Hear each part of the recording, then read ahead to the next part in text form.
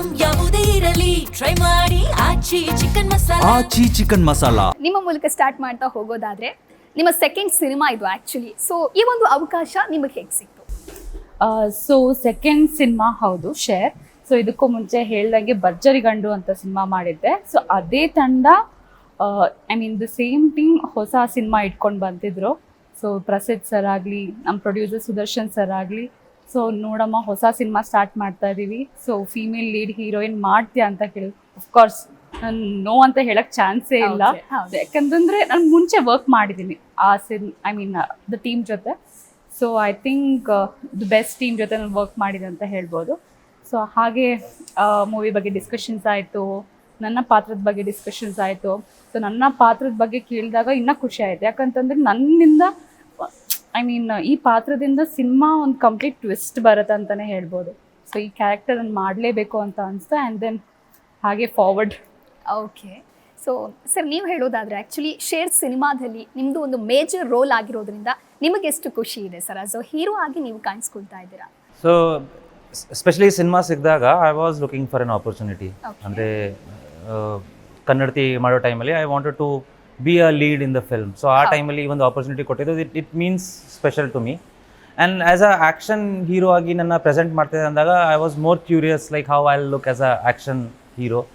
So ಅಲ್ಲಿಂದ journey start ಆಗಿದೆ. And ಒಂದು ಓವರ್ ಆಲ್ ಅಟ್ಮಾಸ್ಫಿಯರ್ ಮಾರ್ಕೆಟಲ್ಲಿ ನಡೆಯುವಂಥದ್ದು.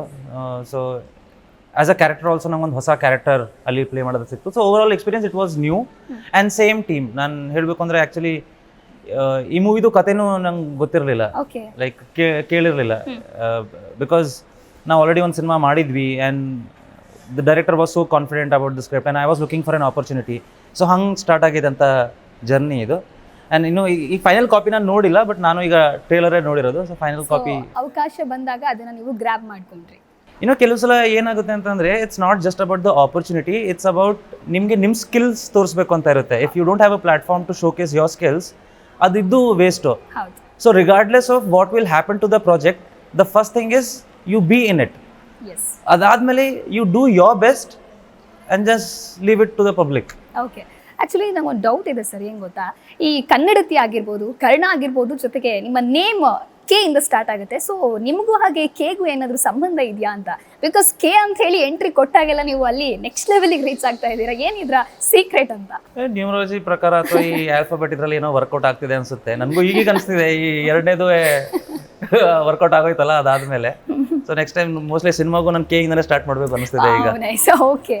ಎಸ್ ಮ್ಯಾಮ್, ಇನ್ನು ನೀವು ಹೇಳ್ತಾ ಹೋಗೋದಾದ್ರೆ ಆ್ಯಕ್ಚುಲಿ ನಿಮ್ಮನ್ನ ನೋಡ್ತಾ ಇದ್ರೆ ಎನಿ ಮೂಮೆಂಟ್ ನೀವು ಸ್ಮೈಲಿಂಗ್ ಫೇಸ್ನಲ್ಲೇ ಇರ್ತೀರಾ. ಅದು ಎಂಥ ಸಿಚುವೇಶನ್ ಬಂದರೂ ನಗಾಡ್ತಾನೆ ಹ್ಯಾಂಡಲ್ ಮಾಡ್ತಾ ಇರ್ತೀರಾ. ಅದರಲ್ಲೂ ಕೂಡ ಈ ಶೇರ್ ಸಿನಿಮಾ ಅಂತ ಬಂದಾಗ ಒಬ್ಬ ಪೊಲೀಸ್ ಖಡಕ್ ಆಫೀಸರ್ ಆಗಿ ನೀವು ಎಂಟ್ರಿ ಕೊಡ್ತೀರಾ, ಅಥವಾ ನೀವು ಕ್ಯಾರೆಕ್ಟರ್ನಲ್ಲಿ ಅಷ್ಟು ಇನ್ವಾಲ್ವ್ ಆಗಿದ್ರಾ? ಹೇಗೆ ಮ್ಯಾನೇಜ್ ಮಾಡ್ತಾ ಇದ್ರಿ ಆ ಸ್ಮೈಲಿಂಗ್ ಫೇಸ್ನ ಹೊರತುಪಡಿಸಿ ಅಲ್ಲಿ? ಆಕ್ಚುಲಿ ನೀವು ರಿಯಾಲಿಟಿ ಶೋ ಏನೋ ನೋಡ್ಕೊಂಡ್ಬಿಟ್ಟು ಈ ತರ ಜಡ್ಜ್ ಮಾಡ್ತಿರ್ತಾರೆ. ಆಕ್ಟಿಂಗ್ ಅಂತ ಬಂದಾಗ ನಾವು ವ್ಯಕ್ತಿಗಳು ಯಾರೇ ಆಗಿದ್ರು ಕೂಡ ಆ ಪಾತ್ರಕ್ಕೆ ಏನ್ ಬೇಕೋ ಆ ಪಾತ್ರದಲ್ಲಿ ನಾವು ಹೇಗೆ ಜೀವಿಸ್ಬೋದು ಅನ್ನೋದನ್ನ ನಾವು ಸಿನಿಮಾದಲ್ಲಿ ಮಾಡ್ಬೋದು.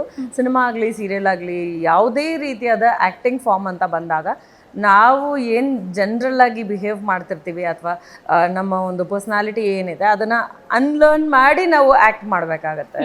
V just have to be a new person there.